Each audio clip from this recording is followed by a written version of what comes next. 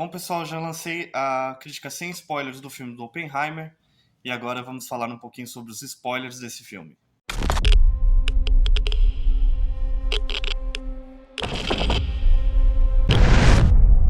Let's go recruit some scientists. Build a town, build it fast. If we don't let scientists bring their families, we'll never get the best. Why would we go to the middle of nowhere for who knows how long? Why? Why? How about because this is the most important thing to ever happen in the history of the world? Bom, a primeira pergunta que eu recebi aqui foi sobre se tem a frase clássica do Oppenheimer, né? Que é aquela frase que ele diz: eu sou o destruidor de mundos, né? Sou a morte, a destruidora de mundos. Que ele cita pelo hindu, que é de Bhagavad Gita. Essa frase ela gerou até uma polêmica, inclusive, sim, ela está no filme. Essa frase gerou uma polêmica ali no filme, porque a cena em que isso acontece é durante uma cena de sexo, em que está ele e a primeira namorada do Oppenheimer e tudo. E ali no meio dessa cena, ela pega um livro na estante, e que é justamente o livro, né, do Bhagavad Gita, e estava aprendendo sânscrito e tudo, e aí ele leu uma frase para ela enquanto eles estavam ali na cena e tal. E essa cena gerou muita polêmica porque tá falando sobre um texto religioso, e quando tá acontecendo um ato sexual. Então ali foi considerado pelos indianos ali como uma questão quase de desrespeito à cultura deles. E inclusive foi recomendado ao Nolan, por parte dos indianos, que ele cortasse essa cena do filme. Do contrário, o filme seria boicotado na Índia. Isso não sei ainda como que isso tá reverberando ali pro Nolan e como que o Nolan vai reverter essa situação, porque a cena é muito impactante e, de certa forma, ela é bastante importante pra criação ali do personagem, toda a áurea do personagem do Oppenheimer. Bom, e falando dessa namorada que ele teve uma namorada antes da primeira esposa dele, né? E essa mulher, eles acabaram se separando ali por questões ali de muito conflito e tudo. Mas ele não esqueceu ela, e aí o que acontece é que ele começa a ter ela como amante. Esse é um momento que tem ali, e ele teve, ao longo da vida ali, várias amantes. Em um determinado momento, ele tem que falar isso numa entrevista. Não uma entrevista, mas uma espécie de um julgamento quase que está acontecendo contra ele ali, para saber se ele era espião russo ou não. Ele acaba declarando isso porque essa mulher em específico, ela tinha ligações com o Partido Comunista.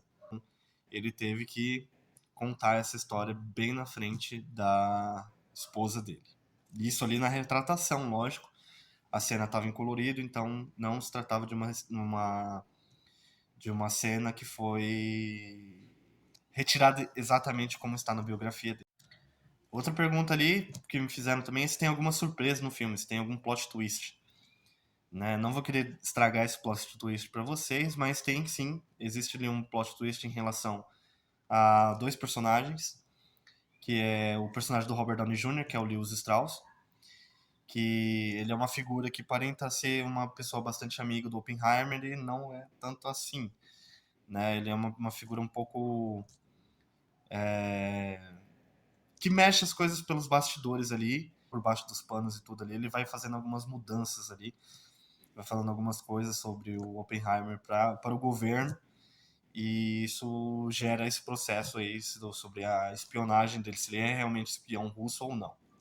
E aí tem o personagem do Matt Damon, que é o segundo personagem que eu tô falando aqui, que também tá envolvido num plot twist, que é o Leslie Groves, né? O general Leslie Groves. Ele foi promovido ali antes de entrar ali no projeto, né, do Projeto Manhattan. Isso não mostra no filme, mas né, a gente tem um pouco tem fontes sobre isso, né? E ele é um militar carreirista, ele vai tentar, ele quer se provar ali, mais uma vez, como um grande profissional ali da área e tudo. E aí ele foi também responsável pela criação do Pentágono, foi ele que foi o arquiteto ali do Pentágono, de juntar as 5 forças, né, nacionais ali dos Estados Unidos em um único prédio, que foi uma questão de logística para ir, daí ele simplesmente juntou todas no mesmo prédio ali, na forma de um pentágono. E aí que surgiu o Pentágono que a gente conhece hoje. Ele foi responsável por isso. E foi responsável também por ser a parte militar do Projeto Manhattan. Então, ele também ali tem umas questões ali em relação à amizade que ele tem com Oppenheimer, e que é uma surpresa muito interessante também. E o último spoiler daí que eu tenho aí para vocês também, que perguntaram aqui, se o Nolan ele usa imagens reais, se ele se ele chega a usar imagens reais ali para reproduzir a bomba, alguma coisa desse tipo. Eu não identifiquei nenhuma imagem real que ele usou. Ele pode ter usado ali em alguns trechos ali, em pequenos trechos ali, mas eu não reconheci nenhuma ali de imagens de filmagens assim da clássicas que a gente já conhece, que a gente consegue pesquisar até na internet, inclusive, sobre o teste do Trinity. Isso também não usou imagens também da explosão das 2 bombas no Japão. Uma coisa que eu achei interessante também desse filme, nesse finalzinho aí também, para falar um pouquinho para vocês, desse finalzinho desse vídeo aqui, é trazer também a questão da semelhança que ele tem do Oppenheimer. O Oppenheimer ele tem essa semelhança com o Frankenstein, né? O Frankenstein ele é o doutor que cria a criatura, né, e tudo, que é famosa ali nos filmes de terror e tudo. E o Oppenheimer ele me lembrou, isso é uma coisa pessoal minha, ele me lembrou muito o Frankenstein por conta dessa criação. Ele cria um monstro, né? E esse monstro ele vai, de certa forma, meio que atormentar ele o tempo todo. Bom, galera, esses foram alguns spoilers que eu consegui contar aqui pra vocês, né? Não vou contar todos, não vou contar toda a história do filme, porque senão não vai ter interesse, né, em relação a assistir o filme.